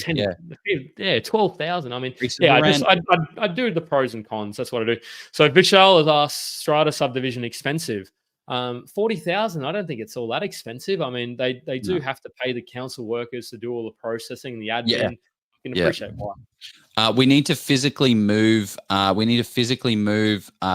electricity meter to access for everybody else, and then we need to build little fences along here so that we have private courtyards. And then that's it. And then we get our strata subdivision tick of approval. That's it. Happy days. Cool. So in the midterm, there's nothing really that we can do to this property. It's already renovated. It's a set and forget. We're getting rent right now. It doesn't matter. Long term, spend the $40,000, get that instant equity, downside, extra council rates. So I then want to talk about the downsides of this portfolio, but I don't know. Should we jump into some of the questions and then start hitting on some of these downside things, or where should we? Do you want to see let's jump into some questions and we'll talk to the downsides, because I think the downsides really, and I wanted to talk to, well, what's next? Because Maybe we'll Okay. need to do a session in 3 months' time, because unless we buy another one in the next 3 months, we probably won't. But yeah, let's get to some of these questions. So start throwing them in. But there was some here. So so Daniel Dominguez, so he's a live guest in a couple of weeks' time. So he said, how are you planning to balance the equity growth versus cash flow and not get stuck with serviceability? So I suppose business lending and income does help, but at the same time, I think this was early in the piece, but balancing the equity growth versus cash flow. So we have the levers we can pull from a capital growth perspective. As you just saw there, you can sort of add a couple 100,000 and some of equity sort of growth, but it's then sort of supporting that servicing as well. So equity growth we can sort of build in, and the cash flow, you've got granny flat potential in deal one. And the other thing that I think is really interesting and really sexy with the Townsville deal is if you decided you didn't like how high the LVR was, or you wanted to just inject some cash into the deal, you could probably sell that block of land. I mean, I haven't done the numbers, but I'd be conservative to say 200,000, maybe 250. I don't know. I reckon 200. Not 250. It would be like 170 to 2-ish. Yeah, not very much, and that's why we're not doing it right now. There's no clear major opportunity to do it. Yeah. So I mean, you have to factor in the tax, but that's how else? What other strategies are we planning there, Joe? I suppose there's a Melbourne at that place. There's not really too much. I mean, we could add the wall, but really it's just strata subdivide it and kick it off. Sorry, not strata subdivide it fully, and then block off the land, and then you could potentially rent the land. You could put a big shed on it, rent it as a shed. I've got a friend that's done that. Put a granny flat on there, build a house on there. You've got the opportunity. Yeah, but so those are the sort of things across each of the properties that, as you've seen, there is the ability to sort of pull some levers to either increase the equity, increase the cash flow on a couple of them as well. Let's see. So this is an interesting one. How significant, this is for anybody starting from scratch. Amit's asked, how significant is the first investment property to scale a portfolio? I have a dud first investment property. No surprise there, bought in Melbourne last year. It's interesting that somebody says bought a dud in Melbourne. I mean, we've bought 66% of this portfolio is in Melbourne. So I would argue to say that these aren't properties. I would not have bought these properties or agreed to buy them if they were duds. So for me, it sort of says, yes, Melbourne, it may not be the greatest in the moment, but how important. But there might have been duds. There's definitely duds in Melbourne, right? There's duds everywhere. Land duds supply in areas. Townsville and every area. Sydney even as well. Duds in Sydney. Well, yeah, I think how important is the first one? The first one's very important, but it's going to set you up. If you've already got the property, don't be so hard on yourself. You've got a property that's growing better than what inflation is and better than what interest rates are growing at. So you're still not losing money. Property is a very forgiving asset. So it's just going to take a little bit longer. If you do something that can boost value, then absolutely you can make that happen.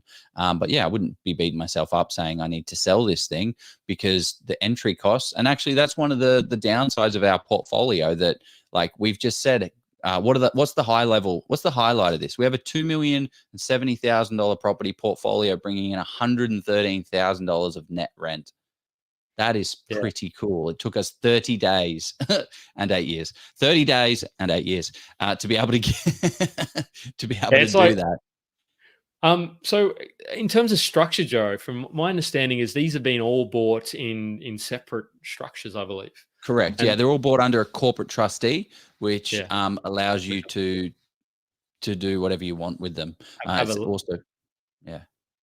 link and move them around. And we'll probably do like a 5 or 10, and I don't know how long they'll be. We'll do a session with Jeremy, I believe, to sort of unpack the reason behind that we've structured in the portfolio. And that won't necessarily be a live. That'll be a quick video on our YouTube. So stay tuned for that content we're going to be building. So I want to, should we go into this one, Joe? Because it sort of teased it. How far away are you from the 150K cash flow? The question everybody wants to ask, I'm sure. Question, Vishal. Thank you very much for asking that. The answer is we're actually not that close whatsoever. So let's share my screen if you can click that button, Jeff. So what are the portfolio challenges? So we've just showed you we bought a $2 million property portfolio. It's got $113,000. We put in $407,000 of cash and equity into this deal. Okay, we entered in $407,000. The equity that is existing in this property portfolio is $299,000. Today we have lost $100,000. So we are down money, right? So don't like,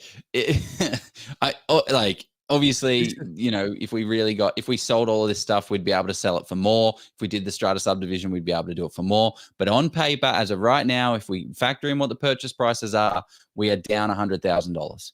And why is that, Jeff? Why are we down so much money? Because you've got these pesky governments. They want to do bloody stamp duty for literally stamping it. They don't even stamp the paper. It's all electronic. Well, it is electronic.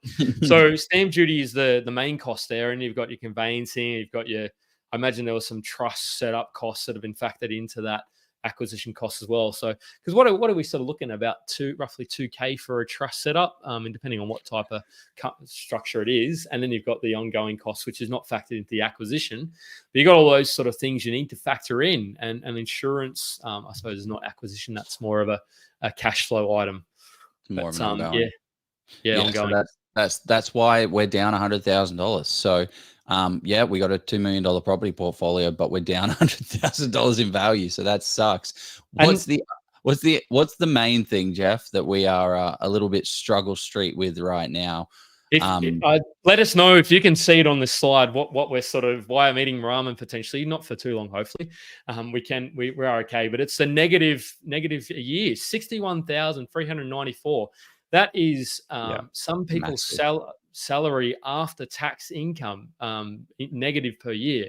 So how are we thinking about that? Obviously, it's costing it, and that's where somebody who's just starting from on a PAYG employee of 150K to get into this kind of portfolio as quickly as you have, even though yes, it's taken us 8 years to kind of learn and have that formulating thing. I would suggest you'd be in a bit of trouble if you tried to do this, and the bank probably wouldn't let you do it either. And partly the reason of why this is because we have on the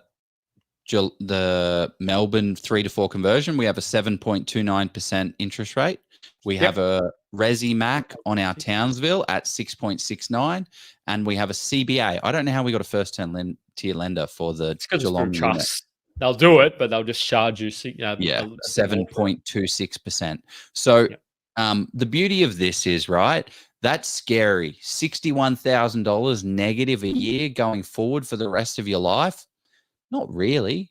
Like when interest rates, we've kind of peaked at interest rates, when interest rates start to come down and they go down to like a 5.5, what will this portfolio look like? Hopefully when I enter these calculations in, it'll tell me what it looks like from a cash flow perspective, if I've done my calculations right.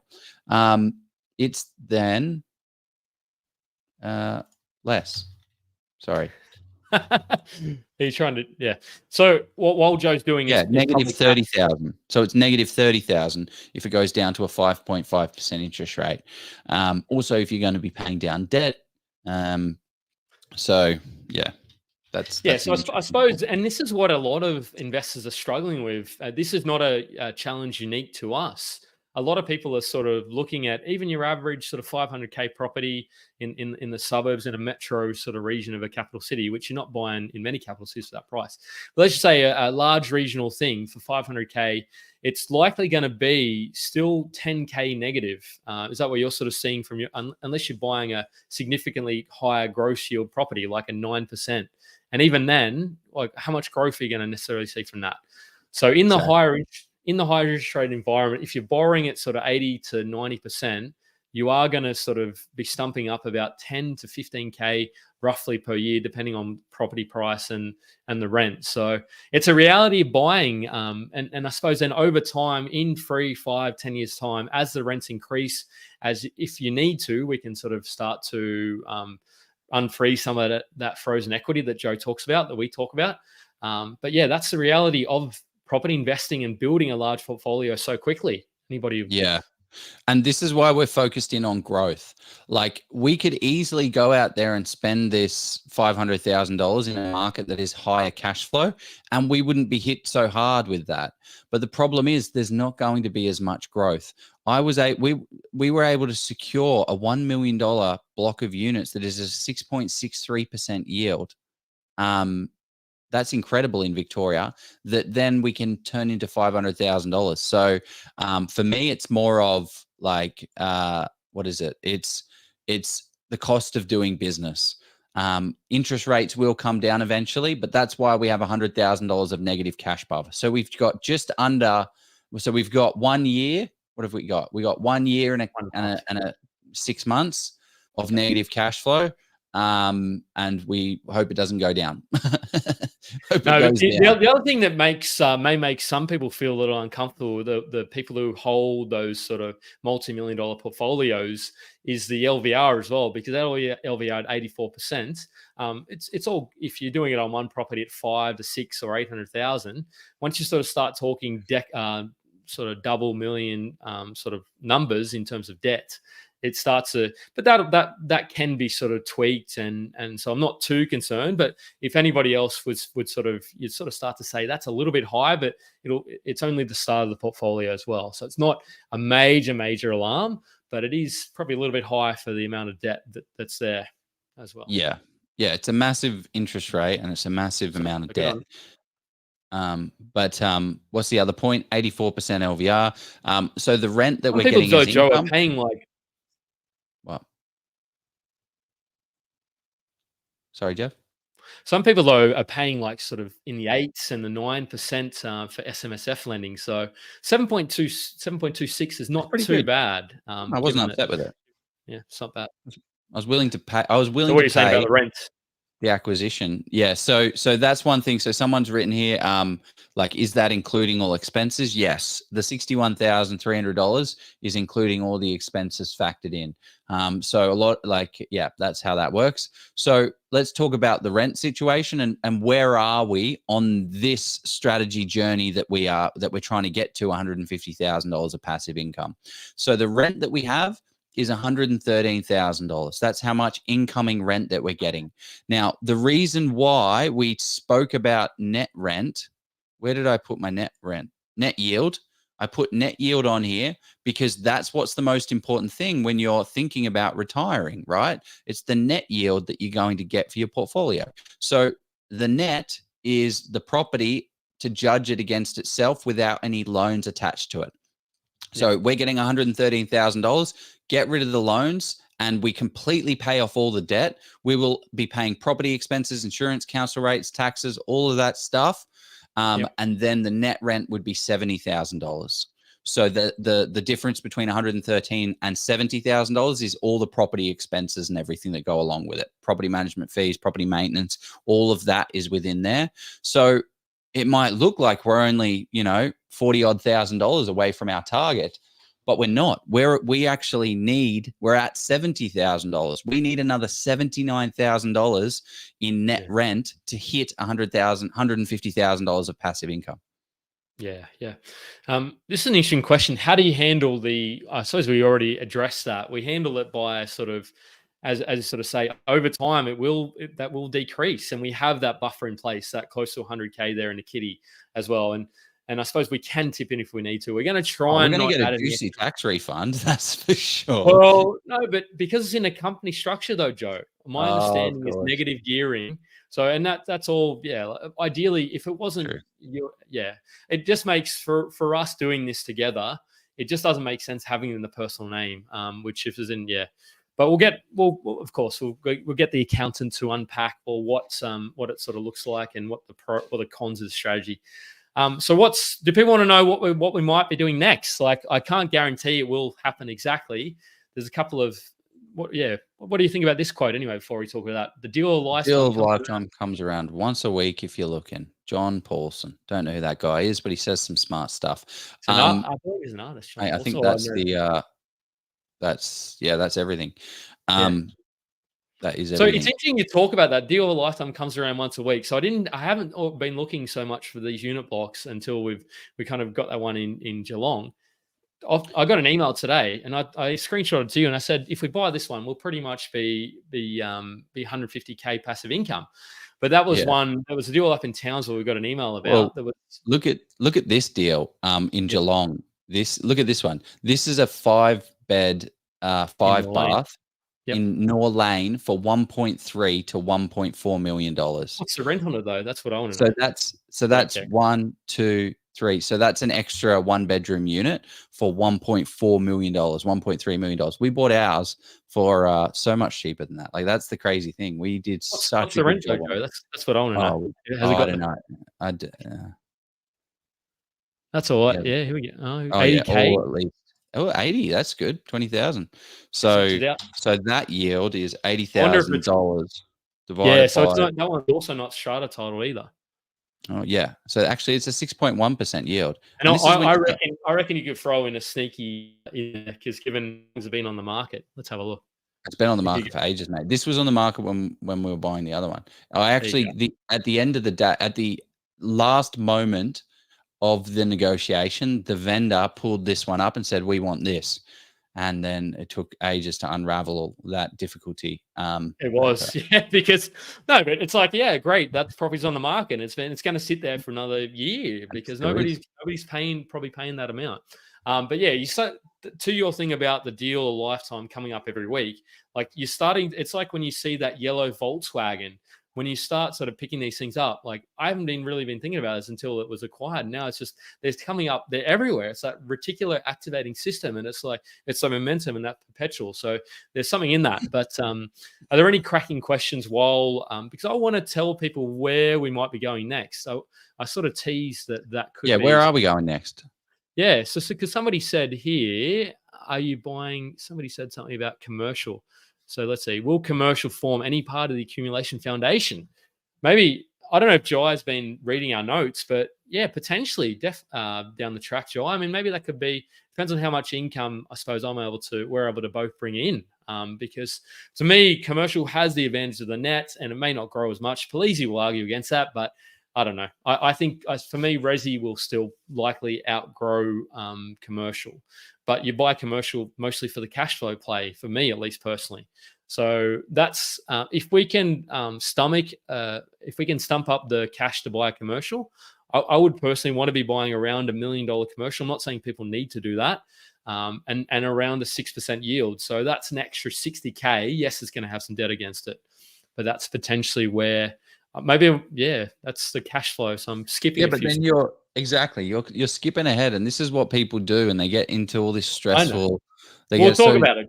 It's worthwhile talking about, but you don't want to get too bogged down in the details, right? Focus on what's within your reach and within your control, and worry about that stuff later. But yes, here is our loose strategy for what we're going to be doing. We're going to be buying growth assets. So essentially, we did a really good, I think I've said this like 10 times on the podcast.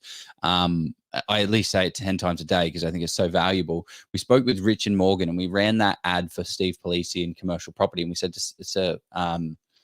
to Morgan, Richard, we went to Richard, and he said, I'm like, why aren't you in commercial? He's like, at any one point in time, I can convert the capital that I've created into commercial property. So I know that I can create more value in a residential portfolio in the consolidation phase when I start doing these subdivisions. So I want to grow that nest egg as big and big and big as possible. So if I don't have that much money right now, when I go into commercial, it's not going to compound at that rate that you need it to be compounding at. So you need to build the nest egg, build, make that ROI as big as possible, multiply that money in the residential space, which gives you higher growth historically in every way outside of cash flow, and then convert that money into a nest egg that you can retire on. So that's it. I think we may have some terse, not terse conversations, but we'll sort of see, I suppose, who wins, what the next property is going to look like. But it probably might. You want the next one to be commercial? Maybe. Let's see. Well, we It are depends on how impatient. we are impatient I am. $60,000 in for like this. No, All fun and games aside, $60,000 is a shitload of money. Yeah. So maybe I might Maybe it change might my need to be. tune because we do have to balance all of these things, right? $62,000 is a lot of money. So somebody, so your ports in the comment has on the Facebook has said, will you be sharing the first 2 pages of the slides? I think we might be able to do a post in Oz Property, and I don't know, maybe I'm sort of talking out of school there. But has anybody got any burning questions? Because what else should we have covered off, Joe? Do you think? I think we've covered off a lot of things. I think I spent way too much time on these slides, but I hope it was valuable for people. I'm glad you did, not me. Yeah, I and thank you for Thayer and our team who built a lot of actually built most of them. I just filled in the words. But I hope this has been like, I guess I hope this has been received the way that it was meant to be received. This is not a way of like showing off and trying to rub things in anyone's face that is in a different space. This is what I loved when I started my property investing journey. I loved Smart Property Investment and how they had their portfolio and they shared all the details. And that was incredible. And that's what I want this to be. That's what I hope this is for you, where you can come along the journey with us as we are trying to do exactly what you're trying to do, build wealth through property, doing it in a strategic way that makes sense. So I think if I get anything out of this, it is that if I was trying to give something out of this, it would be that think about value add, think about potential, and think about what you can get out of your portfolio, because it's not just buying one asset and sitting on it waiting and waiting for it to grow organically. I guess that's my point. Yeah. Probably the thing I've kind of taken from it is be very strategic about like if you start strong, similar to that comment, that person who said they felt they bought a dud asset in Melbourne, but you got a ticket to the game. But I would sort of say as much as you can, like a lot of people just say buy, or always be buying, all those kind of catch cries around just taking action. Taking action is fantastic, but if you're able to really think strategically about what you have in terms of your assets, your liabilities, your skills, your expertise, your risk, think about combining all those things together. And if it takes you an extra month or two, take that time to really do it, because in that way, that's what I wish I would have done close to 10 years ago, knowing what I know now. So if you can kind of hopefully watch some of this session, and there'll be more of them to come, maybe not the longer ones, but yeah, really think where you're buying next. Well, we sort of spoke about that, Michelle. So that's what I took from this though, about understanding, well, unpacking and mapping your own strategy rather than focusing on, yes, $2 million in 30 days is exciting. But if that's 400K in 12 months, the property you've bought, like congratulate and sort of celebrate your own journey. Don't focus so much about what you're hearing $19 million in a news article or wherever it is. Like celebrate your own journey and be true to yourself as well. Very cheesy, I know. Where are you buying next? Jeff, be true to yourself. Very cute, very nice, cute. This here, guys, we've created the world's most rubbish landing page. We know that Oz Property is not about our portfolio. It's about a community of people helping each other grow in property portfolios. And we know that not everyone is going to want a shitload of updates on this portfolio. They're not going to want the nitty-gritty data. They don't want the nitty-gritty details. For the people that do want the nitty-gritty data, that want to know how we do this, that want to be more involved in Oz Property portfolio, go on to ozpropertyinvestors.com.au and throw your name and email address into this little thing, and we will keep you updated with all of the stuff on the cool stuff we're going to be building as well, because this, as it says, we're only just getting started. So who knows where Oz Property goes, but this is the beginning of a very fun journey, a launch, I would say. But yeah, Joe, cracking session. So, and also if people want to reach out to buy maybe not that Geelong unit block, but go and jump on Property Principles and type your details in there for Joe if they want to. Propertyprinciples.com.au. .com.au. Bring it up, Joe, if you want to.